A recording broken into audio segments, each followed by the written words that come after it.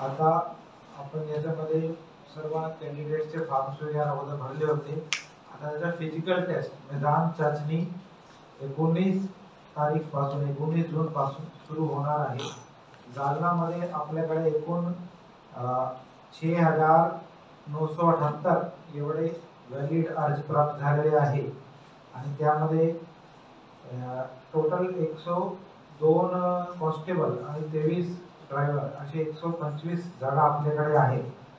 तर त्यासाठी ही भरती 19 तारीखपासून सुरू करणार आहे. Daily on an average 800 candidate आपण घेणार आहोत. त्यासाठी त्या सर्व कॅन्डिडेट्सला सूचना त्यांच्या रजिस्टर्ड मोबाईल आणि ईमेलद्वारा गेलेली आहे. आम्ही पण त्याला सगळा तो जो डेलीचा चार्ट आहे तो जालना पोलीसची वेबसाईटवर पण उपलब्ध राहणार आहे. ऑलरेडी पोलीस रिक्रुटमेंट 2024.MIT या वेबसाईटवर तर ऑलरेडी सेंट्रली उपलब्ध आहे. ते 19 पासून सुरू होणार आहे. त्यामध्ये सर्व कॅन्डिडेट्सला जाहीर आवाहन आहे की आपण वेळात पोहोचा. अर्ली मॉर्निंग 4:30 AM 4:30 वाजेपासून ती आम्ही एंट्री सुरू करणार आहे.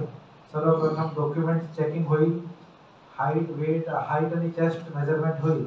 जर त्याच्यामध्ये पात्र ठरला उमेदवार तर त्याला 100 मीटर, नंतर 1600 मीटर, नंतर गोळाफेक असे 3 इव्हेंट त्याच्यामध्ये राहतो. एकूण 50 गुण फिजिकलचे राहतो आणि त्यामध्ये नंतर जो क्वालिफाय करणार किमान 50% मार्क्स याच्यामध्ये आले पाहिजे, म्हणजे 50 पैकी मिनिमम 25 आणि एकूण वॅकन्सीचे 10 पट एवढे उमेदवाराला नंतर लेखीमध्ये आपण क्वालिफाय करणार आहोत. आणि त्याच्यानंतर लेखीची डेट अजून फिक्स नाही आहे, कारण ते पूर्ण महाराष्ट्राची एकच डेट असते. समान झाल्यानंतर लेखीची डेट याच्यामध्ये राहणार आहे. त्याच्यामध्ये सर्व कॅन्डिडेटसाठी महत्त्वाची सूचना आहे की त्यांनी त्याचे ॲडमिट कार्ड तसेच त्यासोबत लागणारे इतर सर्व डॉक्युमेंट्स, जसा ॲडमिट कार्ड जो प्रवेशपत्र आहे, आधार कार्ड किंवा ओळखचा पत्र, आधार कार्ड, मतदान card, driving licence, pan card वगैरे, तसेच 10वी 12वीचे पासिंगचे प्रमाणपत्र, डोमिसाईल प्रमाणपत्र, जात प्रमाणपत्र, जात वैधता आणि जो ओबीसी साठी आणि SC नॉन क्रिमिलियर जो असतो आपला सर्टिफिकेट, खुल्या प्रवर्गातील महिलांसाठी 30% आरक्षणाचे प्रमाणपत्र, EWS SCBC प्रकल्पग्रस्त, भूकंपग्रस्त, पोलीस पाल्य, होमगार्ड, अंशकालीन पदवीधर, खेळाडू, अनाथ, संगणक प्रमाणपत्र, हे सगळे त्यांनी आणले पाहिजे. तसेच जो ड्रायव्हर साठी उमेदवार आहे त्यांनी जो ड्रायव्हिंग लायसन्सचा पण प्रमाणपत्र सोबत आणला पाहिजे ओरिजिनल मध्ये. आणि तसेच 5 मिनिमम पासपोर्ट साईज फोटो सर्वांनी आणले पाहिजे.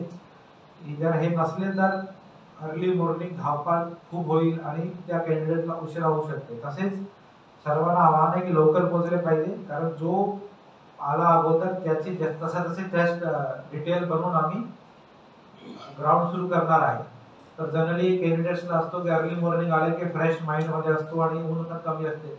ऍक्च्युली जर थोडा पावसाचं वातावरण असल्यामुळे ऊन एनिवेज कमी आहे, पण तरी सर्वांना आव्हान आहे की लवकर आले पाहिजे.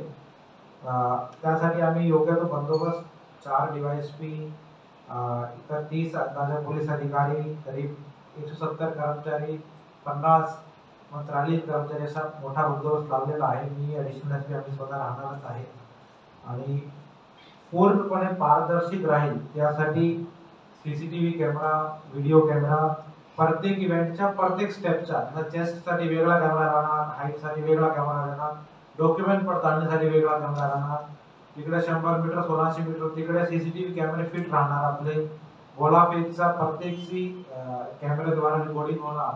तसेच आपण RFID टेक्नॉलॉजीच्या मदतीने हे सगळे रनिंगचे दोघे इव्हेंट कव्हर करणार आहे, so that even millisecond microsecond पर्यंत त्याच्यामध्ये रीडिंग राहील.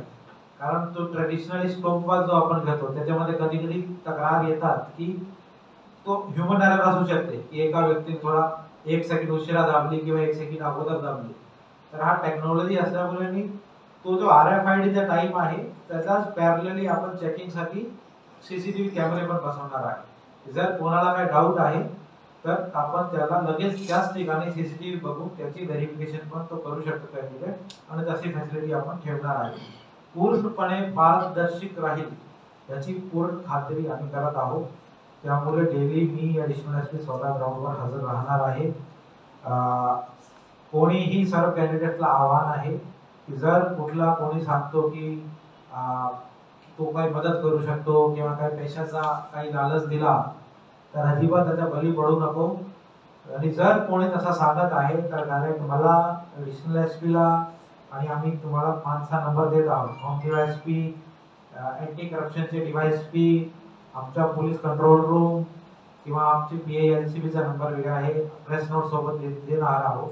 तुम्ही संपर्क करा. जर कोणीही बाहेरचा एजंट आहे, कोणी कोचिंग वाला असू शकतो, कोणी रिटायर्ड पोलीस असू शकतो, रिटायर्ड क्लर्क असू शकतो, कोणी सर्व्हिंग पोलीस असू शकतो, सर्व्हिंग क्लर्क असू शकतो, कोणी असू शकतो. जर कोणीही असा लालच देतो तर 100% मी खात्रीशीर सांगतो तो तुम्हाला फसवत आहे, त्याच्या बळी पडू नको. आणि जर आमचे निराशा झाला तर तो पण आरोपी होणार, तुम्ही पण आरोपी होणार. आणि एकदा फसले की पूर्ण करिअर संपून जाणार, त्याच्यानंतर कुठलीच भरतीमध्ये बसता येणार नाही. त्यासाठी सर्व कॅन्डिडेटला आव्हान आहे की अशा कुठलाही लालचच्या बळी पडू नको. तसेच दोन अजून याच्यामध्ये सूचना